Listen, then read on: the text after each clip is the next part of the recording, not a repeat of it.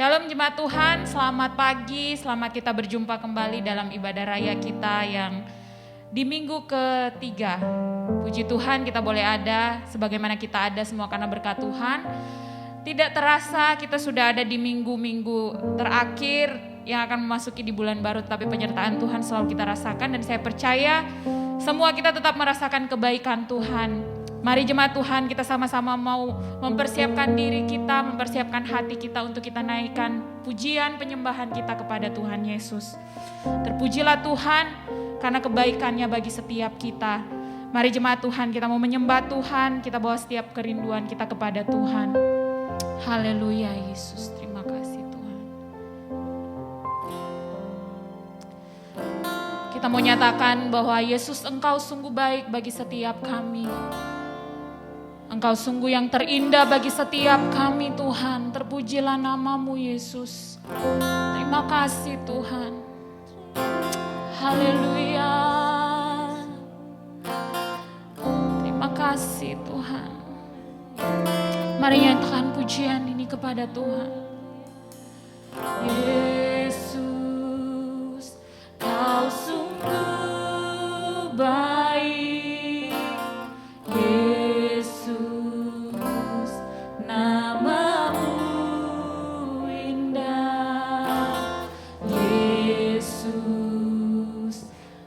Cinta Kau selalu, ku tinggikan.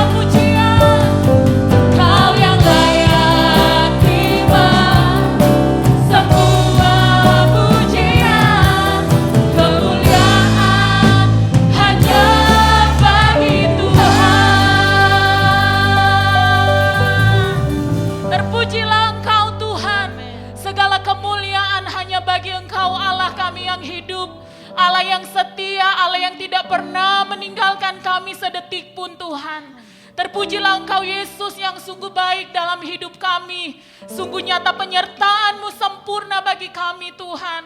Dan saat ini Tuhan, kami mau memuji, memuliakan Engkau karena kebaikan-Mu bagi setiap kami Tuhan.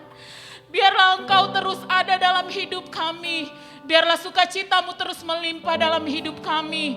Kami siap memuji Engkau di dalam nama Tuhan Yesus Kristus. Haleluya. Mari jemaat Tuhan sama-sama katakan amin. Haleluya.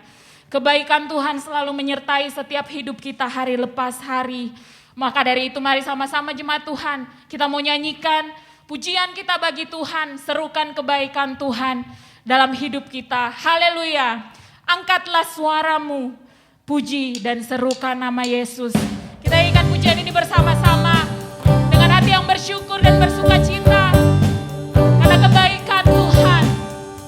Terima kasih Tuhan. Haleluya. Mari nyatakan, angkatlah suaramu. Angkatlah suaramu. Haleluya. Puji dan seru. Tanggalkan bebanmu. Tak perlu kau khawatir, sebab Dia sanggup. Gerakan kaki. Mari menari bagi Tuhan. Menarilah dan bersukacitalah. Bersukacitalah. Tak perlu kau khawatir, sebab Dia sanggup. Sekarang nyanyikan kebenarannya, Dia kuat dan penuh kuasa. Bersorak-sorai karena kasih-Nya telah datang melawat kita. Sekarang nyanyikan kebesarannya, Dia kuat dan penuh kuasa. Bersorak-sorai karena kasih-Nya telah datang.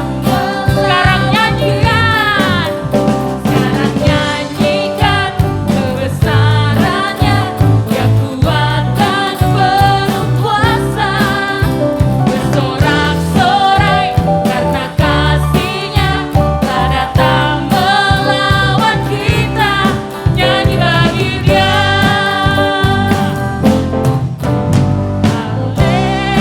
Haleluya. Kau ada dalam hatiku, takkan patah semangatku, takkan hilang kekuatanku. Haleluya. Amin. Ku mau bersorak bagimu, sukacita surga nyata penuhiku. Terpujilah Tuhan. Mari terima sukacita surga yang dianugerahkan bagi setiap kita. Terima sukacita surga, itulah kekuatan bagi jiwa. Amin. Ku dapat rasakan kasih-Nya di tengah badai yang bergelora.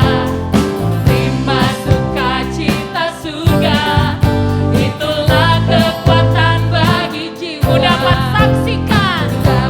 saksikan kuasa-Nya, taklukkan badai yang bergelora. Haleluya. Kau ada dalam hatiku. Haleluya. Takkan patah semangatku, takkan hilang kekuatanku. Haleluya. Ku mau bersorak bagimu, sukacita surga nyata penuhiku. Haleluya. Terpujilah Tuhan bagi setiap hidup kita. Haleluya. Puji Tuhan. Saya yakin dan percaya bahwa setiap kita sudah menerima sukacita dari surga. Tuhan sudah berikan bagi setiap kita kebaikan-kebaikannya, anugerah Tuhan, damai sejahtera yang Tuhan selalu berikan bagi setiap kita hari lepas hari. Itu udah lebih dari cukup berkat Tuhan yang nyata dalam setiap pribadi kita. Haleluya. Saatnya jemaat Tuhan, kita mau mendengarkan firman Tuhan, namun sebelumnya kita akan mendengarkan pengumuman.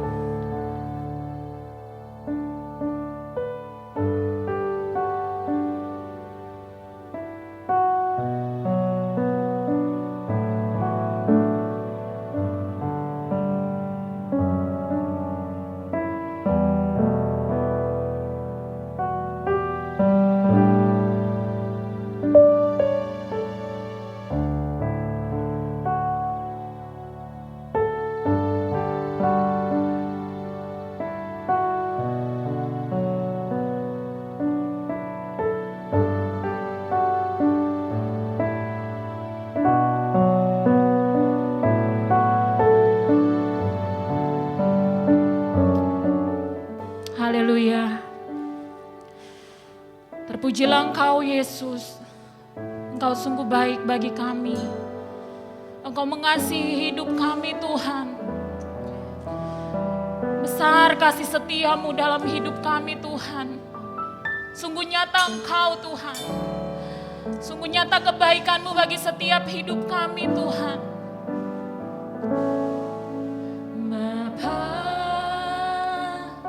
Besar sungguh kasih setiamu, nyata sungguh perlindunganmu, tak satu kuasa mampu pisahkan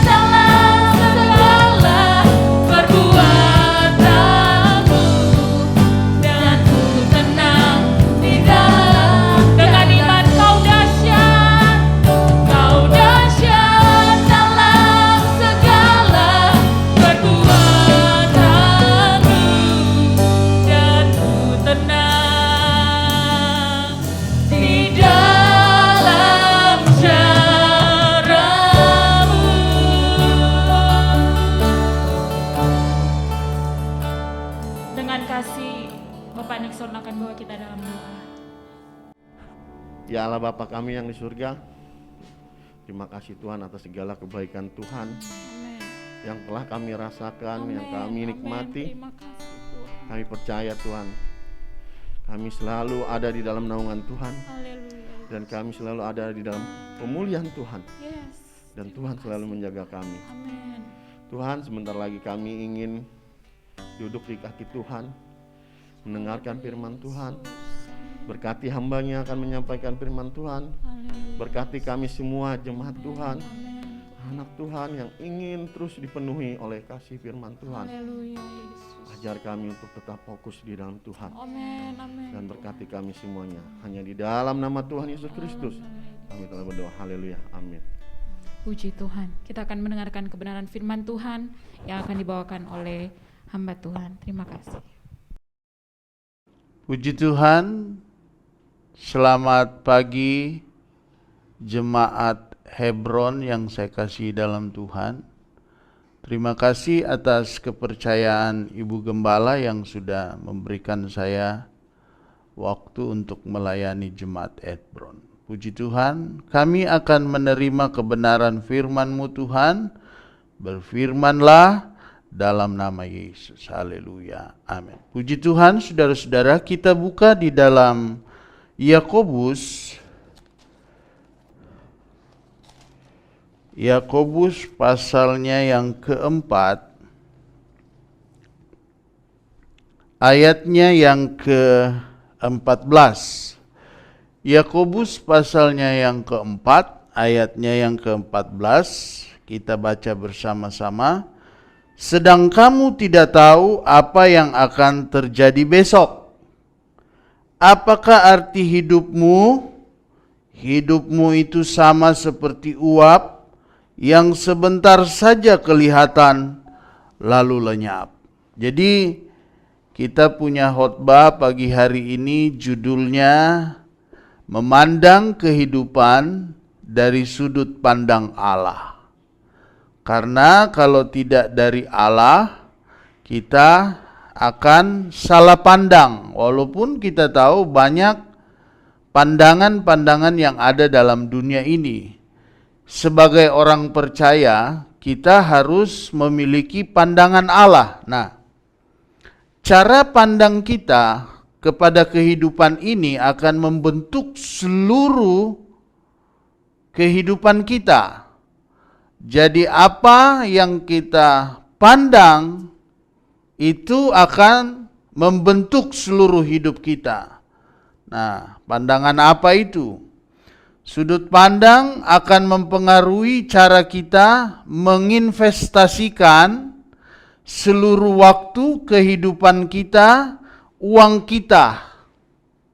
Kalau kita punya pandangan seperti ini ya, maka semualah tenaga kita, kita punya uang, kita punya waktu, semua kita kasih ke sana. Karena itulah pandangan hidup kita.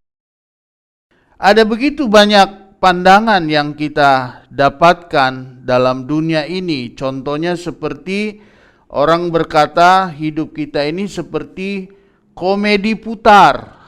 Yang sebentar di atas, sebentar di bawah, dan berputar-putar terus. Ada juga orang yang memandang seperti orang bersepeda yang kecepatannya segitu aja, pelan-pelan, monoton. Ada juga yang seperti permainan kartu, hidup ini harus dimainkan. Gitu. Jadi inilah pandangan-pandangan yang kita dapat melihat, sehingga persamaan perbandingannya, metafora kehidupan ini menjadi pegangan bagi kita tanpa kita sadari, tanpa kita mengetahui ternyata seluruh pikiran kita, tindakan kita sudah arahkan ke situ.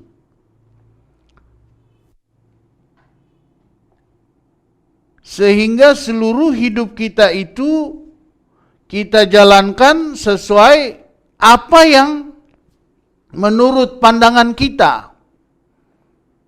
Kelihatanlah itu seperti pada orang yang memakai baju, ya kan, dapat melihat ini kan mau saya, ini kan saya gitu loh.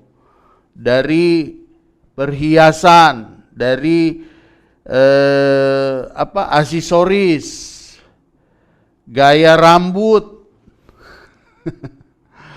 Nggak masalah. Orang bilang, ya kita kan yang penting hati kita.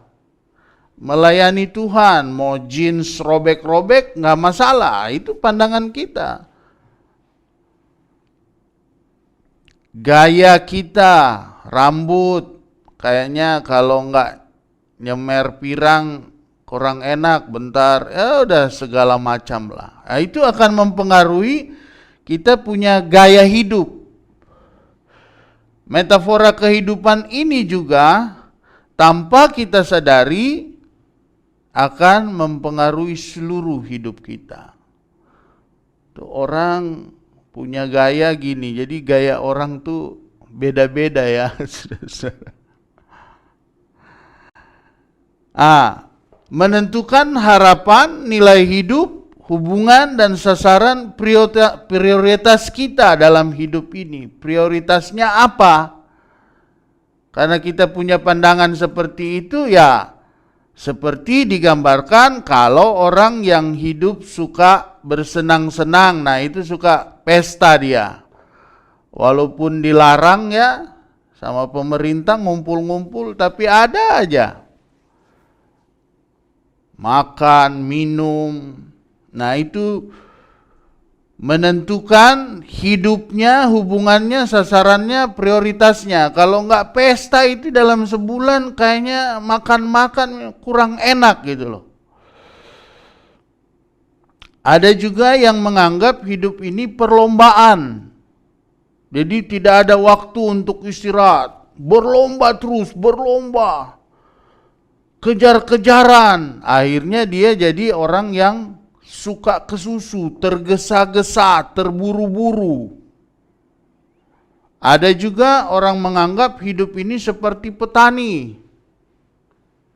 Lambat, pelan, tapi tekun dia. Dia melakukan dengan ketekunan, setia. Ada kan orang tuh nggak sabaran kalau kerja maunya. Nah itu kayak yang buru-buru. Ada juga seperti pertempuran. Pandangan-pandangan hidup ini seperti pertempuran. Jadi akhirnya selalu mau menang. Ada lawan, sikat, sikat, sikat. Nah itu. Jadi inilah akan menentukan harapan kita, nilai hidup kita, hubungan, sasaran, dan prioritas.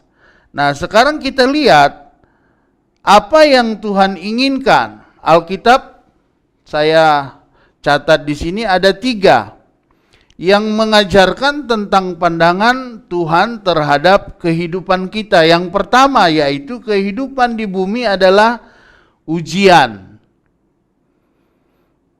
Jadi kalau anak sekolah ada waktu-waktu tertentu ujian.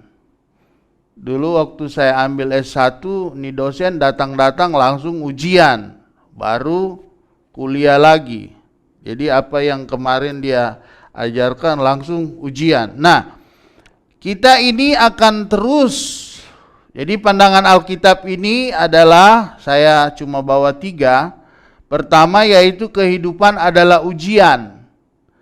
Hidup ini akan diuji terus oleh Tuhan.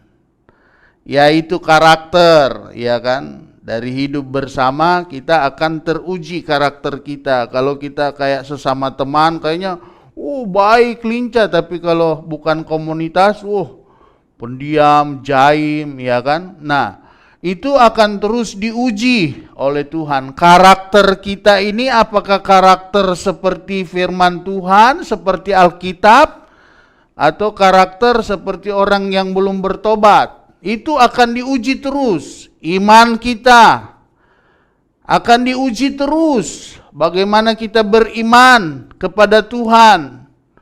Segala sesuatu harus ditaruh kepada iman kepada Tuhan, bukan kekuatan kita. Nah itu terus diuji. ketika masalah datang, kayak kemarin kami itu sekeluarga kena COVID. Diuji kami. Karakter kita apakah sungut-sungut, marah-marah, atau iman kita mulai luntur. Kok saya pendeta, gembala kok bisa kena COVID? Biasa aja lah ya. Walaupun memang ada tekanan-tekanan yang membuat COVID itu berbahaya. Tapi puji Tuhan, oleh anugerah Tuhan, kami akhirnya dapat selesai isolasi dan sudah negatif semua. Nah, ketaatan diuji. Taat kepada Tuhan itu diuji, bukan datang-datangan. Kalau lagi banyak berkat, taat setia kepada Tuhan. Mau beribadah, mau berdoa, mau baca firman. Iya kan? Kalau enggak, udah, kayaknya COVID ini kita susah deh setia sama Tuhan. Tidak boleh, karena Tuhan menginginkan kita tetap setia dan taat kepadanya. Walaupun di masa COVID ini, masa pandemi ini, kasih kita diuji terus, kesabaran kita kepada orang, mengasihi orang diuji. Terus yang paling sering digembar-gemborkan, integritas sebagai anak Tuhan. Kita lihat kemarin kita punya mensos, sebagai anak Tuhan mengecewakan, iya kan? Sekarang juga kita punya Kapolri anak Tuhan. Kita doakan supaya dia bisa jadi berkat, ya. Jangan seperti mensos kita yang membuat kita sebagai orang percaya tidak punya integritas. Nah, itulah yang menjadi ujian. Jadi kehidupan ini diuji terus. Karakter, iman, ketaatan, kasih, integritas itu terus menerus diuji.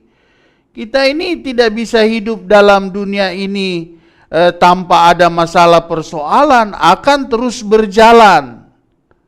Melalui diizinkannya Tuhan, kita dikasih masalah seperti kami kemarin kena COVID, satu keluarga. Puji Tuhan, Tuhan tidak mengizinkan adik istri saya, akhirnya dia negatif, dia yang jaga rumah. Kami pergi isolasi semua. Terus diuji godaan-godaan untuk mau meninggalkan Tuhan. Kayaknya sepertinya Tuhan tidak menolong hari-hari ini. Susah. Itu akan ada godaan-godaan seperti itu. Godaan-godaan mencari uang yang tidak halal. Ada itu. Karena kesulitan ekonomi. Sehingga kemurnian kita itu untuk setia datang kepada Tuhan itu juga diuji. Alkitab mencatat ujian disebut hampir 200 kali. Dan ini menunjukkan betapa pentingnya ujian dalam kehidupan kita seperti yang Tuhan sudah buat hari-hari ini. Jadi kita tidak boleh cengeng ya, kalau Tuhan lagi mengizinkan ujian untuk menguji seluruh kehidupan kita tidak boleh cengeng, harus jalani. Ada yang menjalani ujian ini gagal, ada yang sukses dan berhasil. Ya, kita tahu seperti Adam dan Hawa gagal dalam ujian godaan yang dilakukan oleh ular, Daud oleh Batseba. Tapi ada yang berhasil seperti Abraham yang mampu mempersembahkan Ishak. Walaupun dia tahu Tuhan akan menyediakan. Yakub ketika harus bekerja, dibohongi, dibodohin dia 7 tahun lagi. Yusuf kepada Ibu Potifar, dia melewati. Daniel tidak menyembah kepada berhala, dia tetap bertekad untuk setia kepada Tuhan. Lulus dia, Esther, Ruth. Ada begitu banyak yang ditulis oleh Alkitab tentang orang-orang yang lulus ujian. Nah, itu juga akan terjadi dalam kehidupan kita sebagai orang percaya. Nah, karakter ini akan berkembang dan terlihat melalui ujian. Umat Tuhan itu kalau tidak diuji, hati-hati. Kalau dalam hidup saudara itu tidak ada ujian, hati-hati. Jangan-jangan saudara ini bukan lagi anak Tuhan yang dikehendaki Tuhan, karena tidak ada ujian.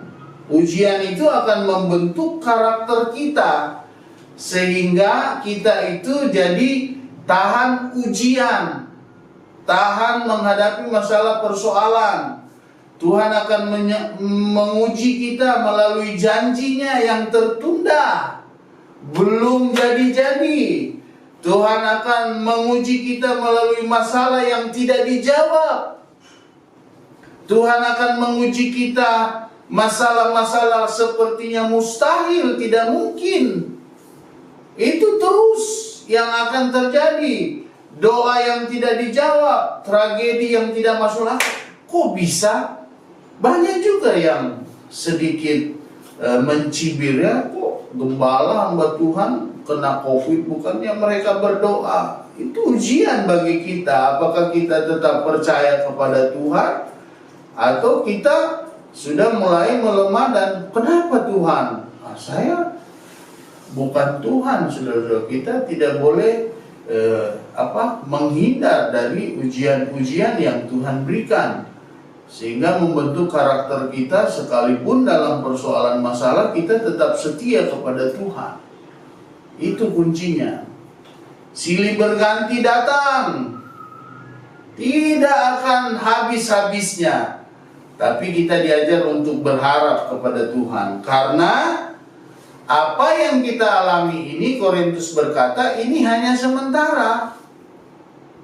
Masalah persoalan yang kita hadapi. Jadi kita harus melihat janji kekekalan, itu yang lebih penting. Kalau kita setia, kita akan memperoleh kehidupan kekal. Walaupun kadang-kadang enak banget ya ngomongnya kalau belum alami. Tuhan selalu menginginkan kita itu lulus dalam ujian.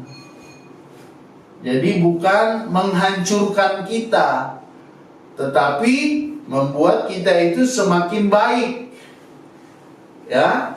Dan tidak pernah membiarkan ujian itu melebihi kekuatan kita. 1 Korintus pasal 10 ayatnya yang ke-13. Pencobaan-pencobaan yang kamu alami ialah pencobaan-pencobaan biasa, yang tidak melebihi kekuatan manusia. Sebab Allah setia, dan karena itu Ia tidak akan membiarkan kamu dicobai melampaui kekuatanmu.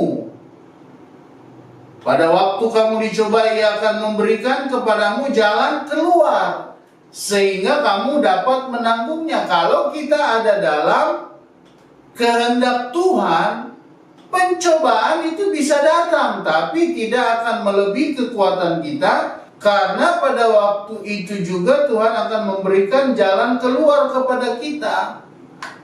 Tapi kalau kita menjalani persoalan masalah itu di luar Tuhan, tidak akan ada jalan keluar.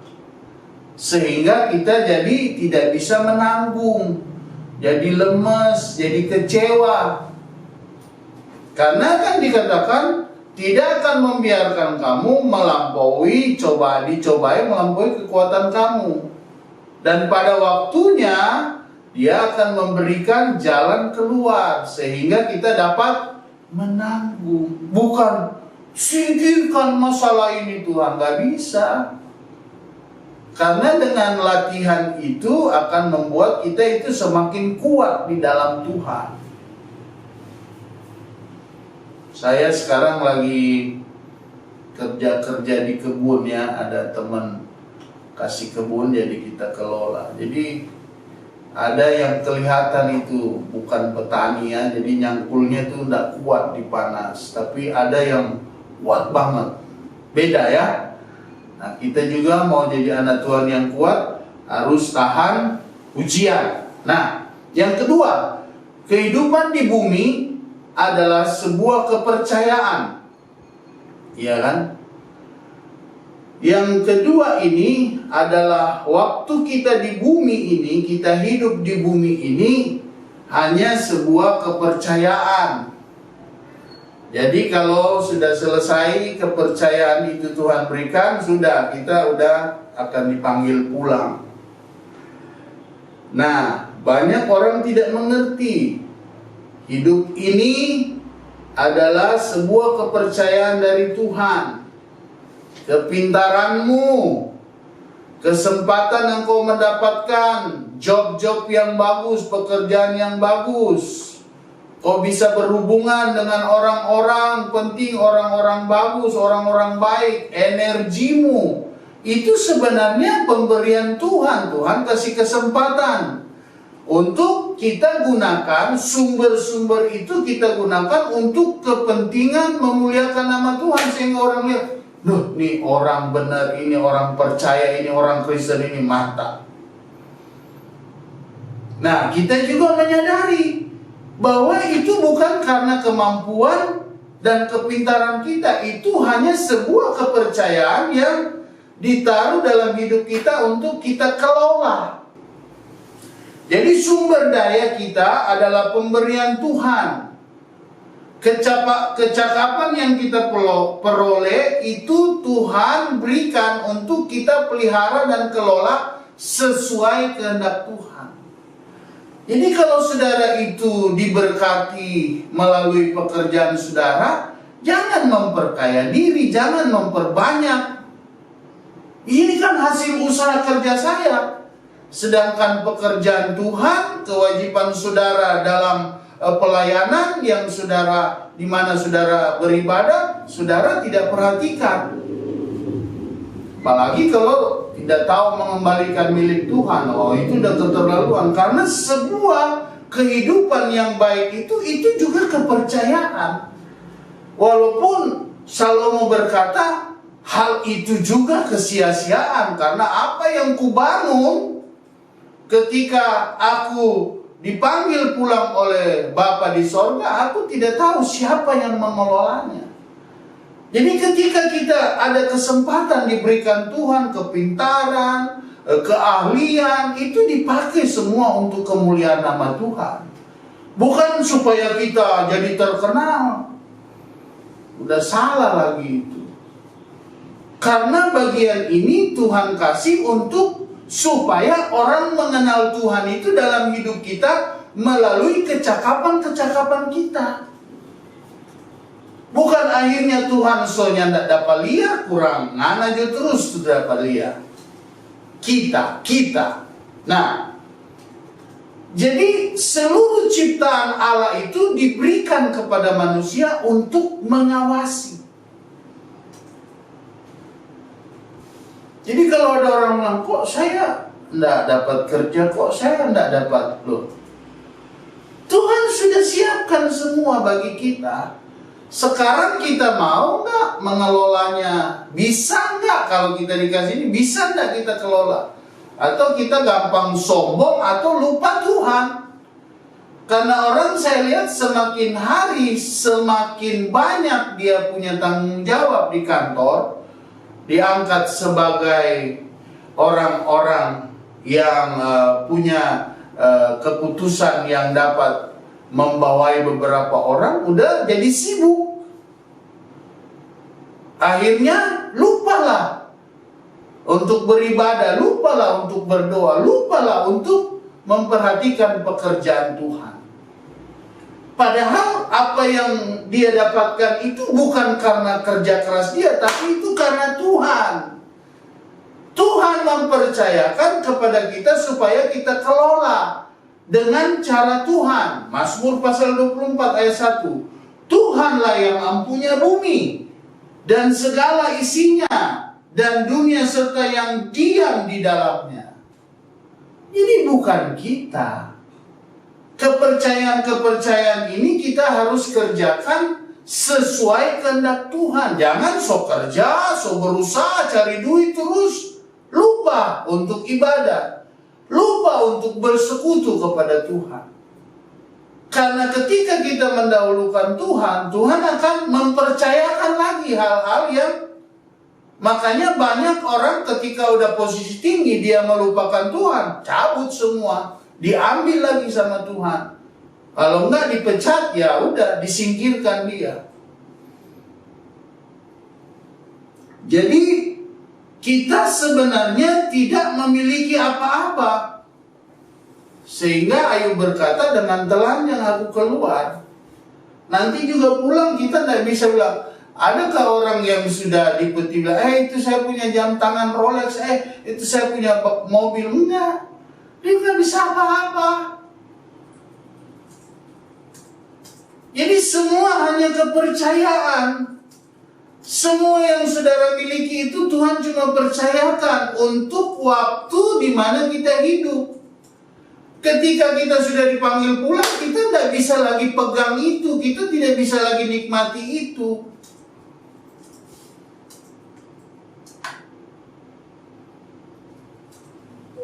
Tuhan hanya meminjamkan kita ini fasilitasnya. Jadi jangan sombong, saya punya ini, saya punya ini. Enggak ada yang kita punya, itu cuma fasilitas Tuhan. Kita belum lahir, Tuhan udah kasih nih fasilitas bumi ini. Saudara dapat mobil, saudara dapat rumah, itu fasilitas yang Tuhan percayakan. Enggak kita bawa nanti. Makanya kita pakai, pergunakan sesuai kehendak Tuhan. Jangan kita rasa ini hasil usaha kerja kita. Kepercayaan kita ini nggak punya apa-apa. Datang ke dunia, pulang nanti dinyanyikan juga udah kaku.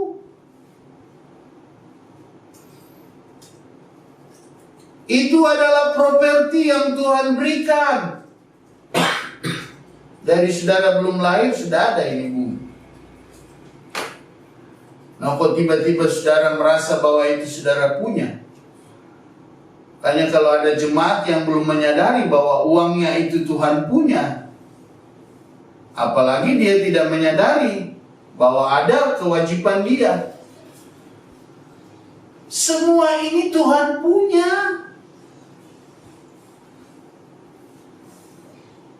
Yang ketiga, yang terakhir. Kehidupan di bumi adalah suatu penugasan sementara.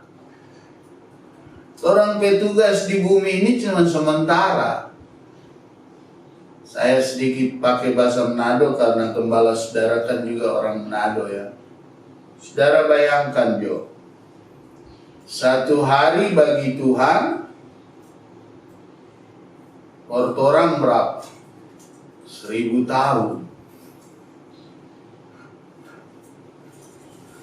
Dibayangkan kalau kita punya hidup ini yang sementara ini, kita pergunakan, hitungannya di hadapan Tuhan itu seetik, kata orang Manado bilang, seetik ya orang Manado ya. Perhitungannya, kita udah rasa udah lama banget, udah 70, 80 kita hidup. Padahal satu hari bagi Tuhan 1000 tahun bagi kita. Jauh banget, saudara-saudara. Nah, jadi singkat, hidup ini singkat, sementara, dan fana. Ya kan? Jadi kalau orang itu hidup, tidak takut Tuhan, tidak mau melakukan kehendak Tuhan dalam dunia, kata firman Tuhan, dia seperti binatang. Binatang itu kalau mati tidak ada urusan.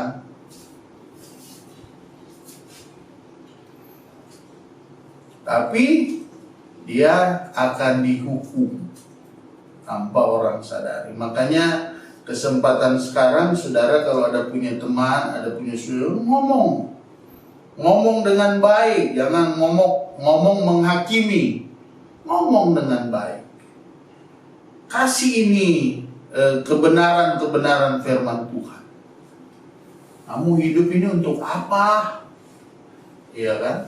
Begitu banyak orang ketelan tanah, orang ketimbun longsor, mati karena tsunami. Gampang aja Tuhan mau membinasakan kita. Karena memang hidup kita ini bukan kita punya memang. Ayub pasal 8 ayat 9. Sebab kita anak-anak kemarin tidak mengetahui apa-apa karena hari-hari kita sepertinya bayang-bayang di bumi, seperti kabut, gambaran Alkitab, pelari cepat, nafas, segumpal uap, sementara. Jadi jangan kita ini mau berlama-lama dalam dunia ini untuk memanfaatkan kehidupan kita yang ada dalam dunia ini. Ada dua hal juga yang disampaikan, yaitu bandingkan kehidupan kekal nanti yang kita peroleh tidak ada ujung waktunya dibandingkan hidup yang singkat ini. Ngapain hidup singkat ini kita mau bela-belain? Sedangkan hidup yang kekal itu lebih penting. Ibadah itu lebih penting daripada karir saudara dalam dunia ini.